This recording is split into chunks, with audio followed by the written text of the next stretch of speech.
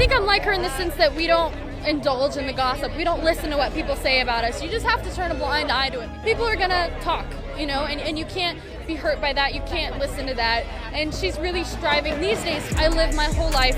It's easier to fall into that, like talking about someone else and when you stick up for someone, you're going out on a limb when a whole group is making fun of someone. But I've really tried to. For years, Ryan Reynolds and Blake Lively were Hollywood's golden couple, the charming, witty duo everyone loved to root for. But in just a matter of months, their carefully polished image has started to unravel. It began with just 8 seconds of footage that flipped Reynolds' reputation upside down. What should have been a career highlight turned into the start of his most brutal scandal yet. And when Blake finally stepped back into the spotlight to help repair the damage, her return only raised more questions. Behind the glossy headlines and staged appearances, the cracks in their empire are impossible to ignore. The story of how one of Hollywood's most adored couples went from untouchable to exposed is darker, stranger, and more revealing than anyone expected. And the timing couldn't be worse. With Reynolds facing accusations of arrogance and Blake accused of staging her comeback, the couple now stands at the center of a media storm they can't control. Fans who once praised their authenticity are beginning to wonder if that image was ever real at all. What we're watching isn't just a PR stumble. It's the slow collapse of a brand built on charm, now exposed under the harshest spotlight imaginable. The clip that shattered his image. It all started with a single moment. Ryan Reynolds, the actor who built his entire reputation on quick wit and effortless charm, suddenly revealed a side of himself fans had never seen. At the premiere of his John Candy documentary, a young reporter approached him with what should have been an innocent, light-hearted question. Instead of the warm smile and playful response people expected, Reynolds delivered a curt, dismissive answer that came across as cold and almost arrogant. The exchange lasted only 8 seconds, but that was all it took. Within hours, the clip spread across every major platform.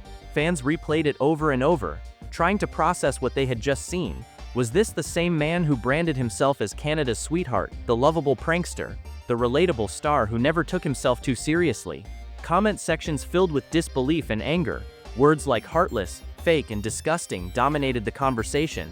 For many, it wasn't just about the reporter. It was about the mask slipping. The problem was that Reynolds' entire career rested on his image.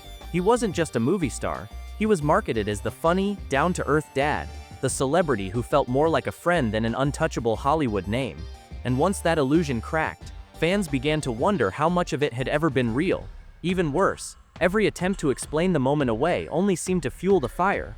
Apologies sounded rehearsed. PR spin felt obvious. The more his team tried to fix it, the deeper the distrust grew. That's when the story took on a life of its own. Entertainment outlets, once eager to promote Reynolds as comedy royalty, suddenly went silent on defending him. But their silence wasn't accidental. It revealed a darker truth about how Hollywood really works, one that would turn Reynolds' reputation crisis into a full-scale public takedown.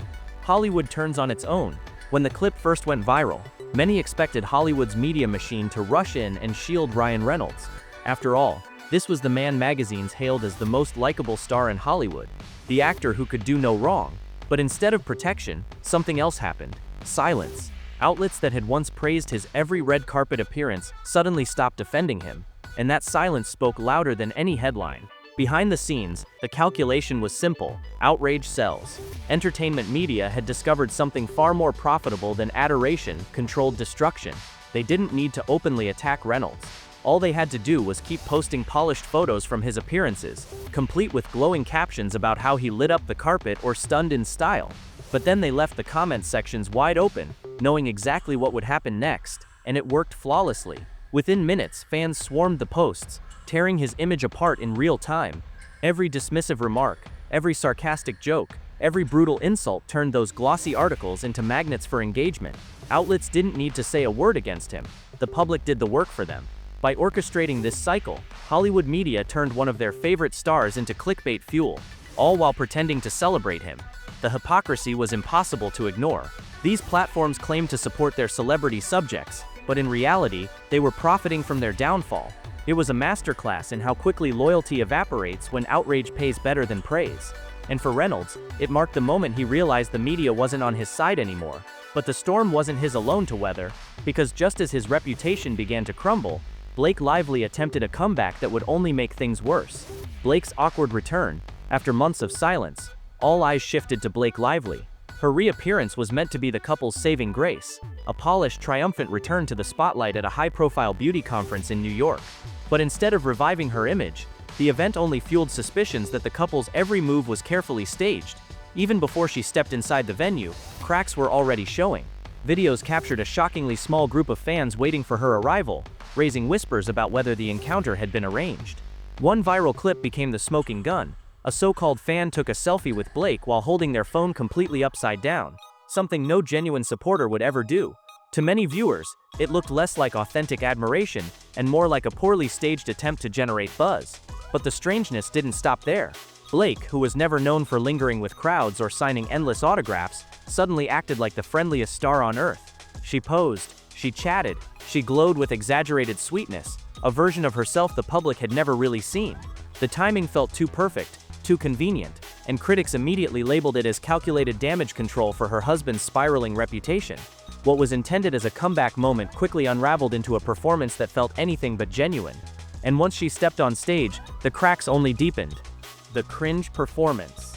If Blake's staged fan interactions raised eyebrows, her time on stage erased any remaining doubts. For someone once praised as confident and composed, her presentation came across as scattered and uneasy. She rambled through talking points, repeated herself more than once, and even apologized mid-speech for turning her back on part of the audience, a move that only highlighted her visible discomfort. This wasn't the Blake Lively people remembered from late-night interviews or red carpet banter. The woman who used to command attention with quick wit and poise now seemed timid, insecure, and out of her depth. To some, it looked like a deliberate act, an attempt to appear vulnerable, fragile, even relatable. But to others, it felt painfully obvious, a performance crafted not to inspire but to generate sympathy. Body language experts quickly pointed out the stark contrast. In older footage, Blake projected confidence and control, the kind of presence that could dominate a room without effort. On this stage, she appeared overwhelmed, her voice unsteady, her posture uneasy. Audience reports confirmed the shift. Attention visibly drifted, with attendees scrolling on phones or whispering to each other as her talk dragged on. What should have been a polished reintroduction only deepened suspicions that the couple was trying too hard to rewrite their story. And when the presentation fell flat, her team leaned on another strategy. Fashion headlines designed to do the heavy lifting that words could not. The fashion PR machine. When Blake's words failed to land, her comeback strategy quickly shifted to visuals. Within hours of her appearance, major fashion outlets flooded the internet with glowing headlines. Phrases like "Blake Lively launches fall fashion" and "Blake Lively stuns in a netted ensemble" appeared almost simultaneously across magazines and blogs.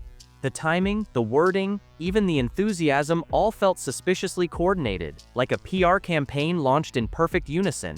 But the problem was clear: the public wasn't buying it. Real viewers mocked her chocolate brown outfit as frumpy and outdated, comparing it to styles that should have stayed buried in the early 2000s. Social media lit up with side-by-side photos, questioning how anyone could honestly call the look bold or trend-setting. The disconnect between what media outlets were pushing and what audiences were actually seeing was impossible to ignore. To critics, this wasn't fashion coverage, it was image management disguised as journalism. The same media that exploited Ryan's scandal for clicks was now working overtime to rebuild Blake's reputation. It exposed the machinery behind Hollywood's PR cycle, destroy one narrative for outrage, inflate another for sympathy, all in the name of engagement. And while the glossy headlines tried to paint Blake as stylish and resilient, the reaction only fueled suspicion that nothing about the couple's public appearances was authentic anymore. But as Blake's attempts at reinvention struggled to gain traction, Ryan was already making headlines back home for all the wrong reasons. Ryan's Canadian betrayal. For years, Ryan Reynolds leaned heavily on his Canadian identity, proudly calling himself the country's biggest export and using that reputation as part of his charm. But in the middle of his growing backlash, he managed to alienate the very people he claimed to represent. The controversy started with a t-shirt he promoted as a patriotic design by a Canadian artist. At first glance, it looked like a heartfelt nod to his roots, but fans quickly discovered the cruel irony. The shirt wasn't even sold in Canada. It was available only through an American retailer that didn't ship north of the border. To many Canadians, it felt less like a tribute and more like a cash grab that excluded the very audience it was supposed to honor. The damage didn't stop there. At the Toronto International Film Festival, Reynolds was caught in another awkward moment, this time with beloved Canadian actor Eugene Levy. When Levy approached him during an interview, fans expected warmth and respect. Instead, Ryan's greeting came across as condescending, punctuated with an exaggerated hand gesture and a dismissive welcome to the fray. Viewers were stunned. To disrespect one of Canada's comedy legends, especially while promoting a documentary about another, was seen as the ultimate betrayal. For many, these incidents shattered the illusion of Reynolds as the proud Canadian underdog. Instead, he looked like a Hollywood star using his heritage as branding while showing little genuine connection to it. And just as fans were beginning to question his loyalty, his most hyped project, the John Candy documentary, would expose even deeper cracks in the image he worked so hard to protect. The John Candy documentary disaster. The John Candy documentary was supposed to be Ryan Reynolds' redemption arc. On paper, it had everything: a beloved Canadian legend, a heartfelt story, and Ryan positioned as the producer who would honor one of comedy's most cherished icons. But instead of bringing him praise, the project only amplified the doubts about his authenticity. Industry insiders quickly whispered that Reynolds' actual involvement was minimal, more about lending his famous name than putting in meaningful work. Some claimed he showed up for only a handful of days, while others questioned whether he even deserved producer credit at all. For critics, that confirmed what many suspected. This wasn't about celebrating John Candy, it was about Ryan reinforcing his own brand. The biggest red flag came during promotional interviews. Instead of focusing on Candy's legendary career, Ryan shifted the spotlight onto himself, framing the documentary as a tribute to his own mother because she loved Candy's films. What should have been about preserving a national treasure became another story orbiting around Ryan. To audiences, it looked like he had hijacked the moment to make it personal, pulling attention away from the very man the film was meant to honor.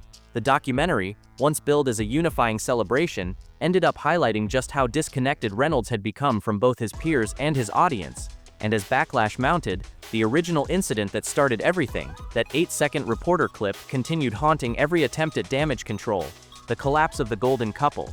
What began as one awkward moment has now spiraled into a full-scale collapse. Every move Ryan and Blake make feels less like authenticity and more like strategy, and audiences are noticing. Blake's shaky comeback, the staged fan moments, the fashion spin, Ryan's Canadian controversies, and the John Candy backlash all add up to a single truth: the couple no longer looks untouchable. Instead, they appear desperate, scrambling to control a story that slipped away months ago.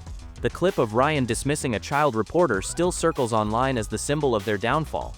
Together, the pair who once defined Hollywood charm now stand as proof of how quickly a carefully built image can crumble. And that might be the most shocking part of all. Fans aren't just turning on a celebrity couple.